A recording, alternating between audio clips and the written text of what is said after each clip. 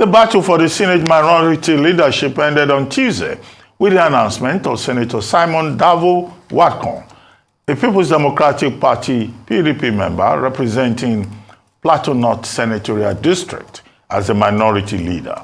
Mwadkwon defeated Senators Aminu Tambuwal, Abdulningi, and Adamu Aliyu, who were believed to be in the camp of the candidate of the presidential candidate of the PDP, Atiku Abubakar.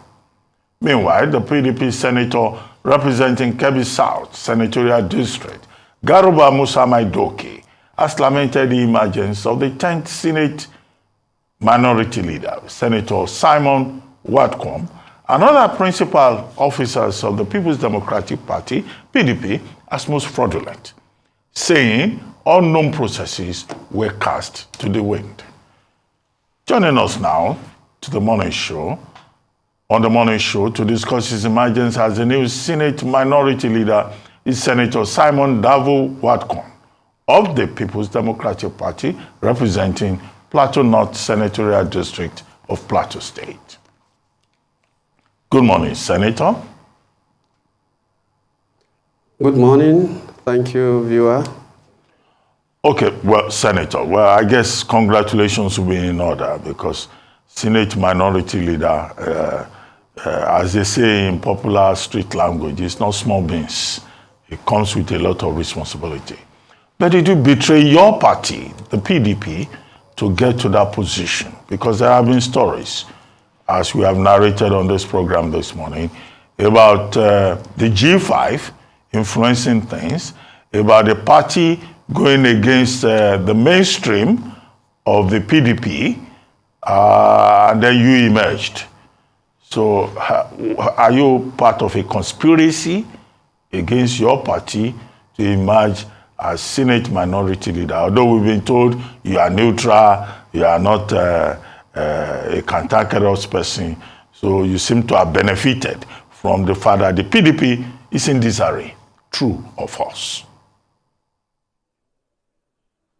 Well, I don't want to use the word false, but I know that the PDP is not in disarray.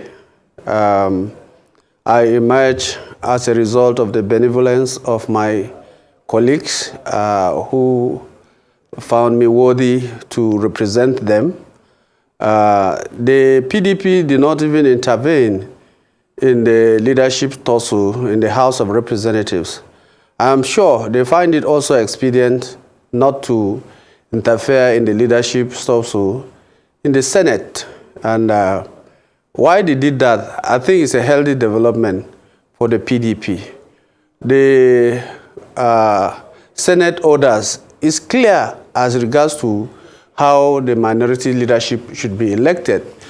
Order 27, Rule 1, states clearly that the minority leader shall be nominated by members of the minority parties.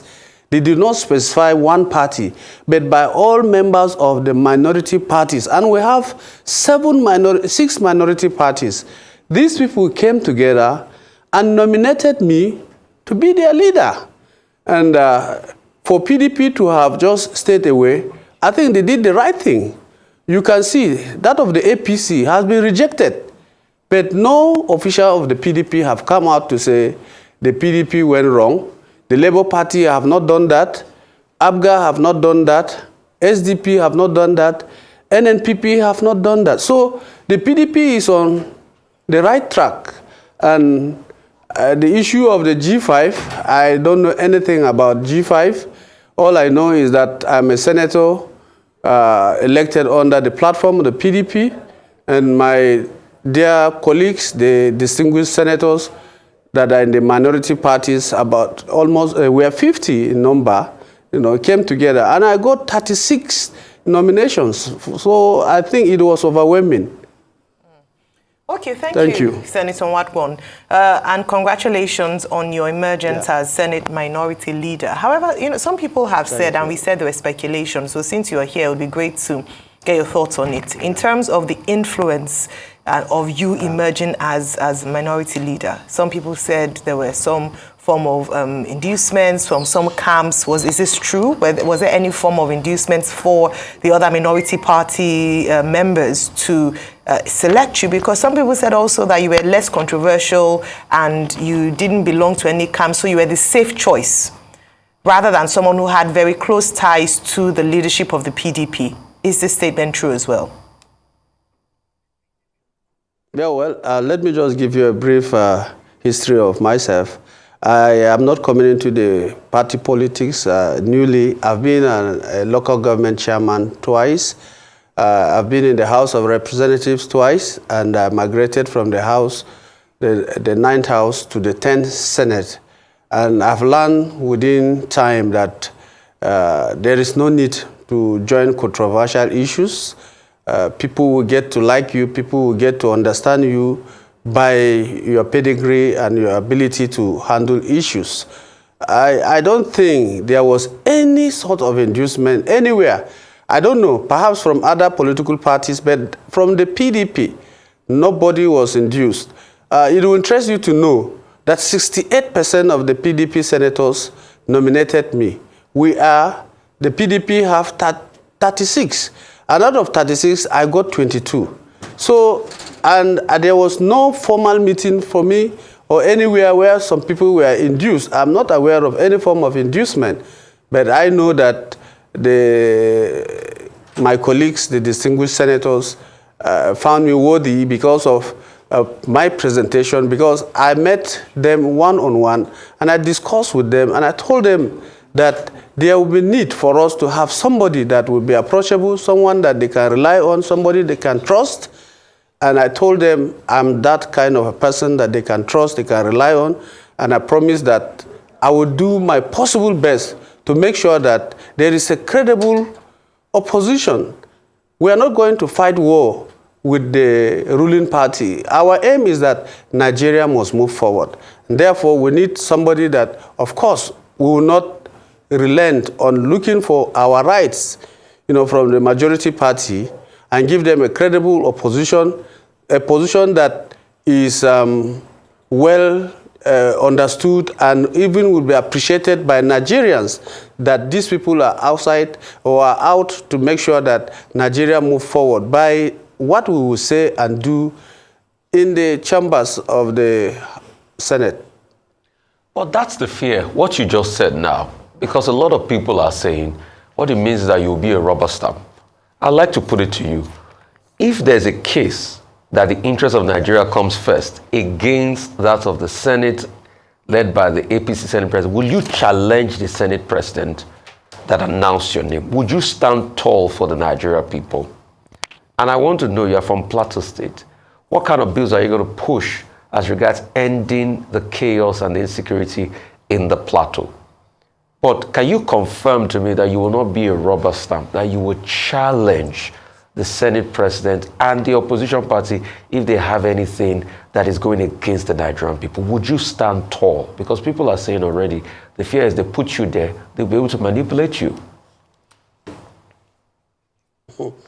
Well, I don't know who put me there. I've just told you that I was nominated by 36 senators of the opposition party. Perhaps these senators are seen as people that we want to have a rubber stamp minority leader.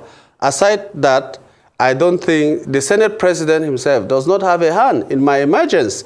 So who is it that I will be rubber stamped to? I'm a senator of the Federal Republic of Nigeria. My focus is that Nigeria must move forward. Nigeria must succeed. Nigeria must be seen to be on the right track of development. And therefore, I want to assure you and assure Nigerians that if the Senate President or the majority party in the Senate brings anything that is inimical to the progress, development, and peaceful coexistence of Nigeria, certainly, I will stand against it. The minority parties will stand against it. On the day that I gave my acceptance speech and then just to say thank you to my colleagues that nominated me, I said it on the floor of the chambers of the Senate that, Mr. President, we are minorities. Our duty is to see that Nigeria moves forward. Our duty is to see that will give you a credible opposition to put you on the right track so that you do the right thing for the citizens of this country. So the issue of rubber stamp, I don't know what they mean. Like I did told you, I'm not a novice in the political arena, and I was not picked from the street to become a senator. I'm a holder of 2 master's degree and a PhD, and I've been a lecturer in the University of Jos for 15 years. I know what is right for the people, having been a lecturer and an ardent ASU member. So I want to assure Nigerians that you are not going to have a rubber stamp minority in the Senate. Okay. Thank you. It's good to hear that we have a Senate minority leader who will defend the interests of ASU as well as other Nigerians. But let me ask you. Yeah, I think I'll be proud to do that. Senator Maidoki, Musa Garuba Maidoki, says that you emerged through fraudulent means. And he's been quoted in all the papers saying that he didn't follow due process. He is a member of the PDP. And he says nobody contacted him, not even a text message. No meeting was held to say, okay, 36 members of the PDP, this is the man we will nominate. So is he making a wrong claim against you? Because he's also a stakeholder in this matter. And he says you were smuggled in through the back door. Again, true or false? Well, Senator Mwadkwon is entitled to his opinion. I don't want to join issues with him. We are going to be married in that Senate for the next 4 years. And I wouldn't want to use any word statement against him that will not be palatable. For him to have used the word that I came through fraudulent means, he understands what he was saying. But like I did say, sir, I was nominated by 36 out of 50 senators. Of course, he has the right to say nobody contacted him, which is true. I couldn't have contacted everyone because it's not me alone that ran for this position. And in politics, if you understand the body language of someone, you will not go chasing the winds, you know. But he is aware. We have been holding meetings of the minority, and I don't think I have anything against him. That I did not approach him does not mean that I didn't approach others. I did approach others, and it's unfortunate that he was not approached, but that does not mean that I came through fraudulent means. I want to believe that perhaps others that ran for the position with me would have contacted him. I didn't contacted. I could not have contacted everyone because as of that time, mind you, we are on recess. A lot of people travel. Our Muslim brothers, a lot of them went to Hajj. Some people have gone back to their constituencies. A lot of us have court cases. Some have gone to their senatorial districts to see how they can witness what is happening in the courts and so on and so forth. So I did not contact him. Yeah, I did not contact him. And I did not contact everybody as well. So, but I did not come through fraudulent means. I stand to say that boldly here, that I did not come through fraudulent means. I've told you how I emerged by the Senate standing orders, and which is correct. That is the normal procedure that the minority leader can emerge in the Senate. The rules, we made them, and we must follow them to the latter. Thank you. Yes, Section 60 of the Constitution gives the National Assembly the powers to make its own rules. Okay, fine. Right. You just didn't consider Maidoki important enough, so you ignored them. I'd like to follow up on that. No, sir. No, let me correct that impression. I did say that it was not possible for me to contact everybody because a lot of the senators were not around. So perhaps he happens to be among those that I couldn't reach.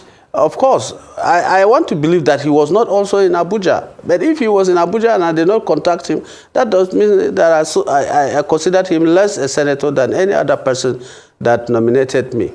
He is an important senator.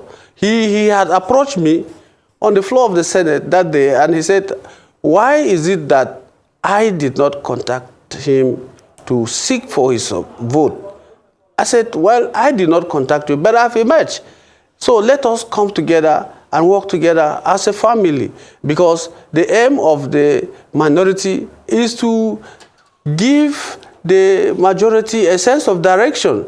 It's like we are a team that should correct whatever that we see that is wrong. So it's not the issue that I did not find him worthy or credible to have contacted him. He had approached me, and I've told him, I'm sorry, I did not contact you because it was impossible for me to contact everybody.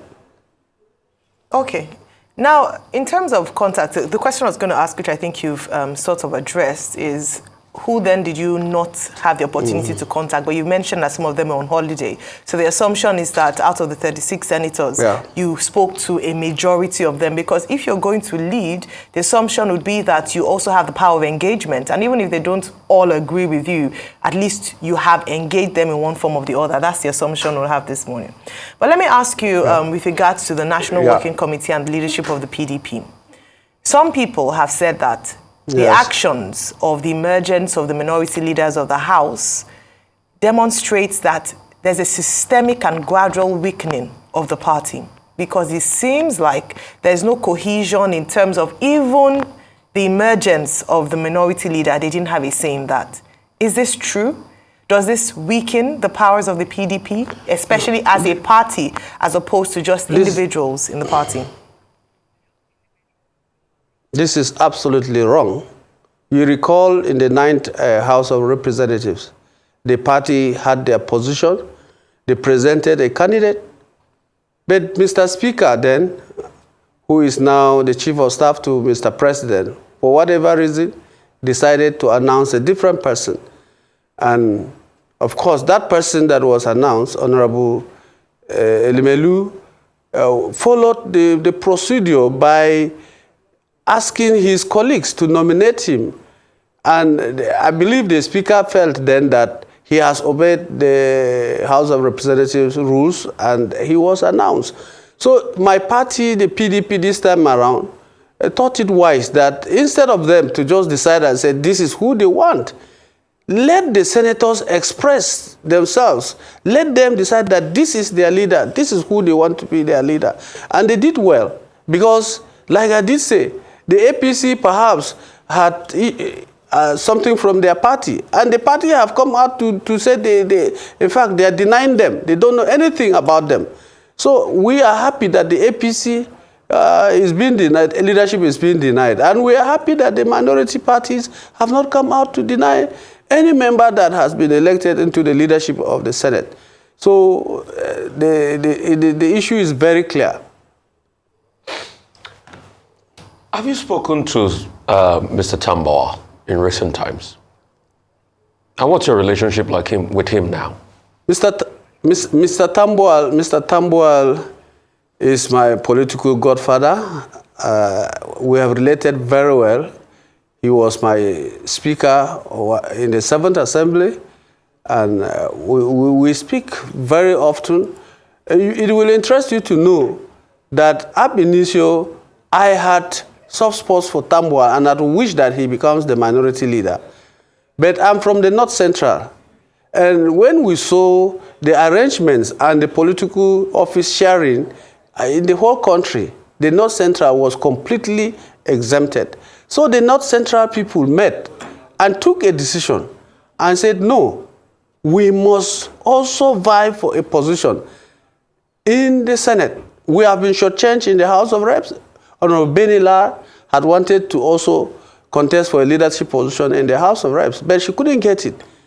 And when it was time for the Senate, we found out that no position has been given to the North Central, and we decided that, okay, we must try our best. So the North Central took a decision. It will interest you to know that all members of the minority parties in the North Central nominated me and decided that day that I should go and run for this position.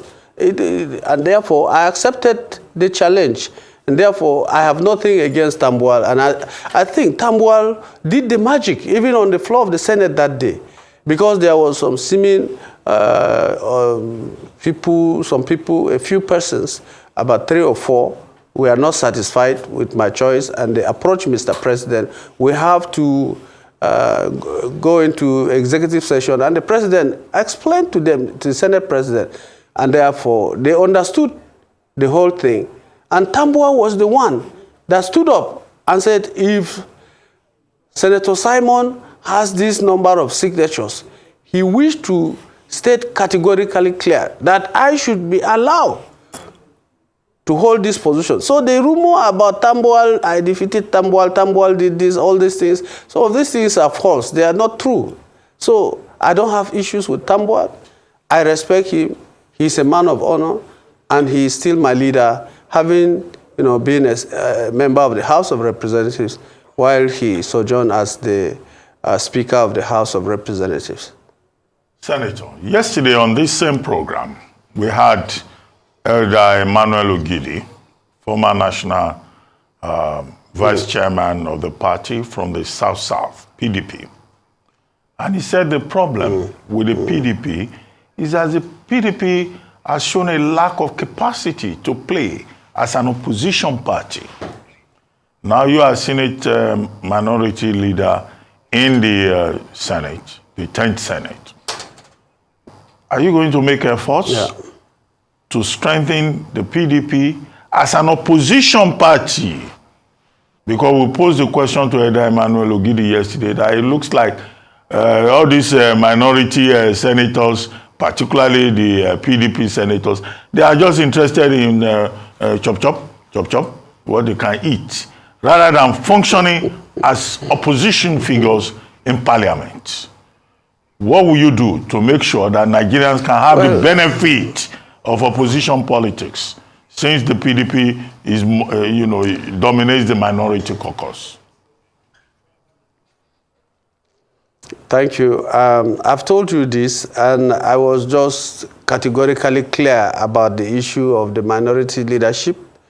Like I said, even on the speech I made in the Senate, I told the Senate president that we are going to be partners in progress if things are working well for the citizens of this country. But if not, definitely we are not going to be partners in progress. The issue of chop, well, I don't know what you mean by chop. I know there is a fruit called chop. I don't know whether you are referring to that. But all the same, we are going to strategize and make sure that the PDP become more credible, become more strong, very, very strengthened. And we are hopeful that even in the tribunal, it's possible, we will take back our mandate from the APC. So we are not going to stand aside and lament.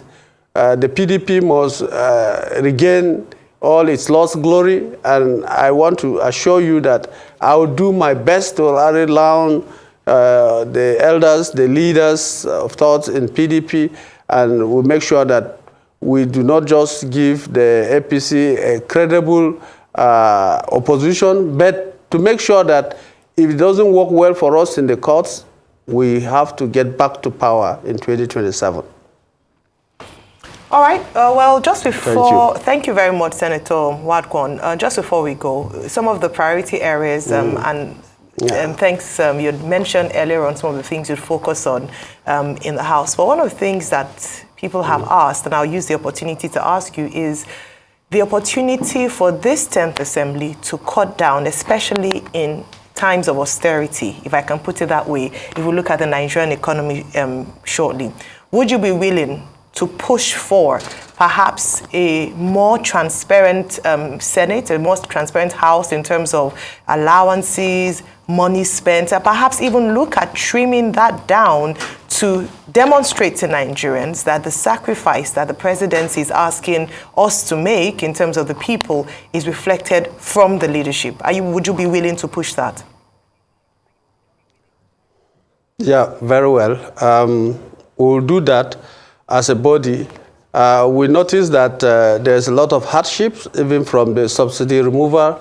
Nigerians are crying very, very loud. It's clear that people are going through serious trauma as a result of this. Transportation has been hiked. A lot of bills have skyrocketed, and there's need for us to do something to alleviate this suffering. And for the allowances and whatever that has to do with the Senate and the House, I'm not in the position to decide that, but the truth is that we will make sure that nothing is done to further hurt Nigerians or to put them in pains, but to see that Nigerians are considered in everything that we do.